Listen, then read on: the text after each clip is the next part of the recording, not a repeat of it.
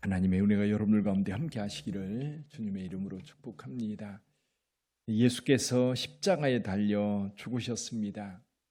그러니까 시간적으로 보면 목요일 날 저녁에 체포되셔서 그날 가야바의 집에 갔고 가야바의 법정에서 이제 재판을 받다가 빌라도에게 넘겨지게 되지요.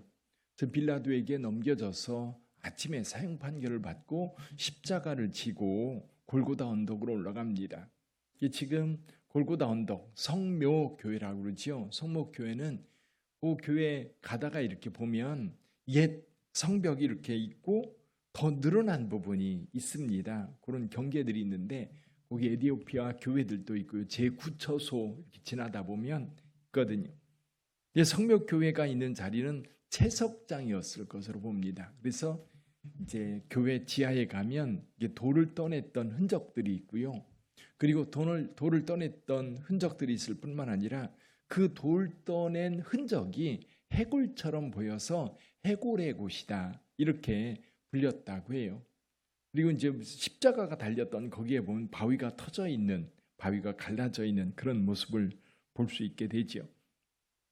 이게 이제 예수님께서 이제 십자가에 달려 죽으시고 십자가에서 내려져서 안장이 되는데 그 시간이 9시에 십자가에 못 박혀서 오후 3시에 이제 운명을 하게 되는데 죽게 되는데 그 시간 6시간 정도 매달려 있었던 겁니다. 내려져서 이제 그 짧은 시간에 이제 아리마대 사람 요셉의 무덤에 예수께서 장사 지내게 됩니다. 근데 그 모습을 멀리서 지켜보던 여인들이 안식 후 첫날, 안식일에는 아무것도 할 수 없으니까요. 그래서 안식일이 지난 첫날 새벽에 이 무덤을 찾았던 겁니다. 근데 오늘 본문의 말씀대로 여기 막달라 마리아와 다른 마리아가 무덤을 보려고 갔는데 이제 그때 또다시 지진이 나면서 주의 천사가 하늘로부터 내려와 돌을 굴려 놓고 거기에 앉아 있는 모습을 발견했다. 그리고 이 여인들이 이제 천사가 하는 이야기를 듣고 제자들에게 달려가다가 누구를 만나요? 부활하신 주님을 보았다 증거하고 있습니다. 여러분 예수께서 부활하셨다라고 하는 죽었다가 살아났다라고 하는 이 사실은 지금 모든 세상 사람들에게 논란거리입니다. 근데 그것을 믿음으로 받아들이느냐 아니면 그걸 거부하느냐 이제 기독교와 비기독교의 아주 결정적 차이인 거지요. 예수께서 하나님의 아들 되심은 어디에서 우리 모두에게 확신을 주느냐면 부활입니다. 만약에 예수께서 부활하지 않았다면 공자나 맹자나 이런 사람들처럼 사랑에 있어서 위대한 사람이다. 그리고 다른 사람들의 죄를 위해서 죽었다. 그런 걸로 아마 사람들에게 인지되지 신앙의 대상은 아닐 것 같아요. 신앙의 대상은 아니죠. 그러나 예수께서 다시 살아나셨다라고 하는 이 일이 오늘 우리에게 충격을 주었고 그게 사실이라고 한다면 인류의 희망은 오직 예수 그리스도에게밖에 없다. 그래서 예수께서 살아났다고 하는 증거는 빈 무덤뿐만 아니라 여인들의 증거. 여러분 여인들의 증거가 굉장히 중요합니다. 왜냐하면 이때 당시에는 재판정에서 여성들의 증인으로 인정하지 않았어요.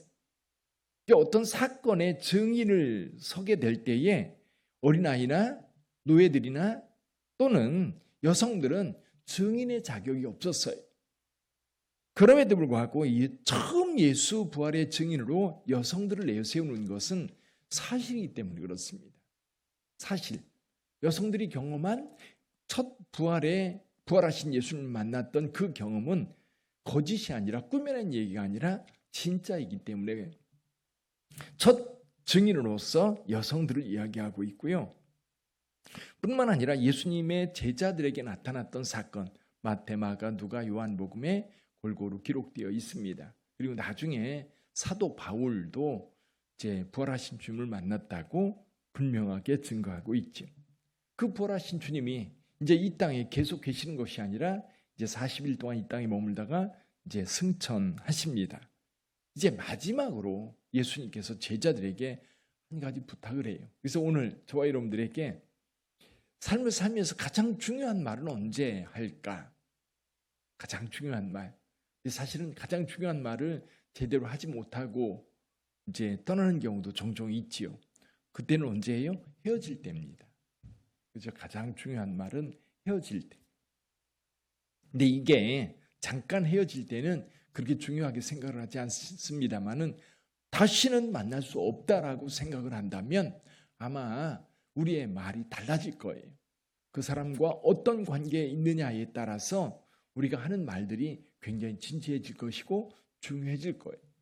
지금 예수님께서 이제 지상 사역을 다 마치고 다시 올 날을 기약하면서 제자들에게 부탁하는 말, 이것이 바로 여기 19절, 20절의 말씀입니다. 우리 곁을 떠나면서 제자들에게 아주 중요한, 그래서 이것을 대사명이라고 합니다. 큰 사명.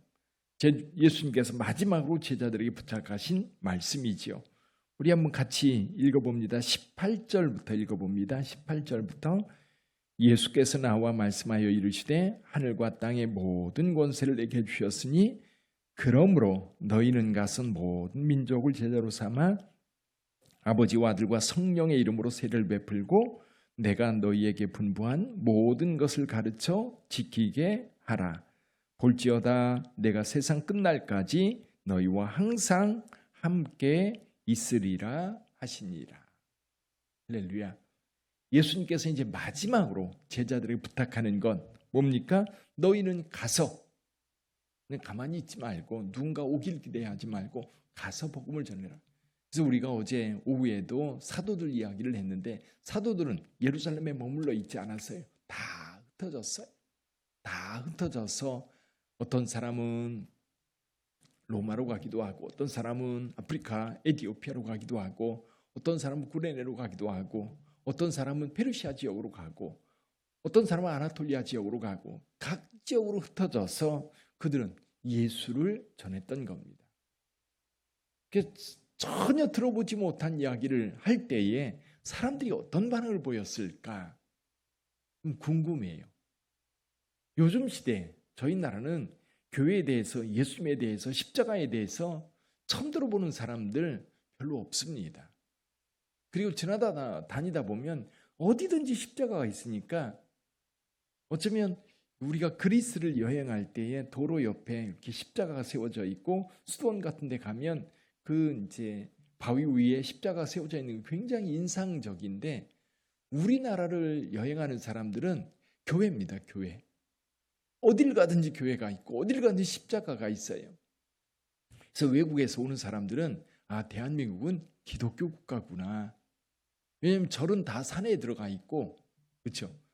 절은 다 산에 들어가 있고 교회는 도시에 있으니까 아마 사람들의 인상도 그렇게 느껴질 것 같아요.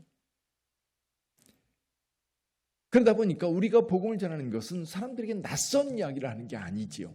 낯선 이야기를 하는 게 아닌데 사실 사도들이 가서 예수를 이야기할 때 그들에게는 처음 듣는 이야기를 이 사도들이 하니까 이게 무슨 얘기를 하는 건가?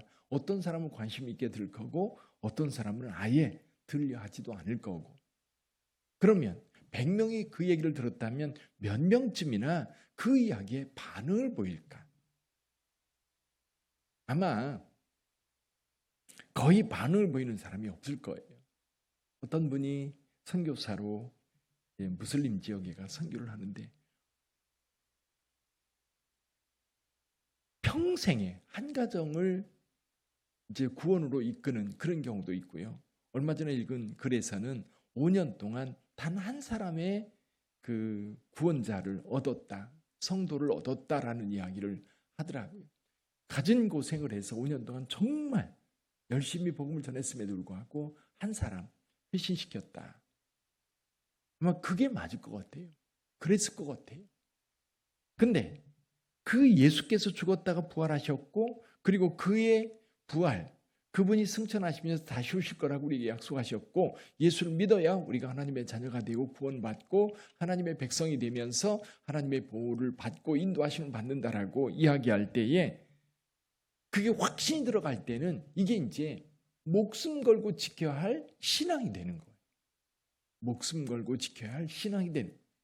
그러다 보니까 이것이 한 사람, 두 사람, 그러면서 이게 공동체가 되고 교회가 되고 그러면서 오늘 우리에게까지 이 복음이 전파된 겁니다. 제자들에게 명했던 가서 모든 민족을 제자로 삼아 아버지와 아들과 성령의 이름으로 세례를 베풀고 내가 너에게 분부한 모든 것을 가르쳐 지키게 하라. 제자들은 이 말씀을 들고 살았어요. 오늘 저와 여러분들도 마찬가지입니다. 저와 여러분들도 이 말씀을 우리가 믿음을 가지고 예수를 주로 영접했기 때문에 주님의 말씀이 우리에게 주어진 말씀으로 우리는 받아서 이제 우리도 이 말씀 따라 살아가는 거예요. 그냥 나 혼자 신앙 지키기에 그냥 급급한 게 아니라 나를 통해서 누군가가 예수 믿고 나를 통해서 누군가가 믿음을 가지고 나를 통해서 누군가가 예수의 말씀 따라가도록 도울 수 있는, 적극적으로 그렇게 살 수 있도록 돕는 저와 여러분들이 될 수 있기를 바랍니다. 그냥 저냥 신앙생활하는 게 아니라 여러분 생각해보면 우리 자녀들이든 우리 이웃들이든 옆집의 사람이든 누군가 전도의 대상자가 되어서 그를 위해서 기도할 뿐만 아니라 어쨌거나 만나면 예수 이야기하는 거예요. 어쨌거나 만나면 그에게 예수 이야기하면서 예수 믿어야 구원받습니다. 예수 믿어야 죄사함 받습니다. 예수에 믿어야 영생 얻습니다. 하다 보면 관심 있는 사람들이 있거든요. 그들에게 구체적으로 복음을 전하고 또 예수님의 말씀 따라 살도록 계속해서 격려하고 돕는 것이 오늘 우리의 일이다. 이것이 예수님께서 마지막 떠나면서 제자들에게 주신 말씀. 그래서 제자들은 그것을 실천했고 오늘 우리도 이 말씀을 실천하면서 가야 되겠다. 사랑하는 성도 여러분, 주님의 제자로서의 삶을 살기를 오늘 결단하시고 오늘 또 어떻게 하면 주님의 제자로 살아갈 수 있을까를 깊이 생각하며 기도할 수 있기를 주님의 이름으로 축복합니다. 기도하겠습니다.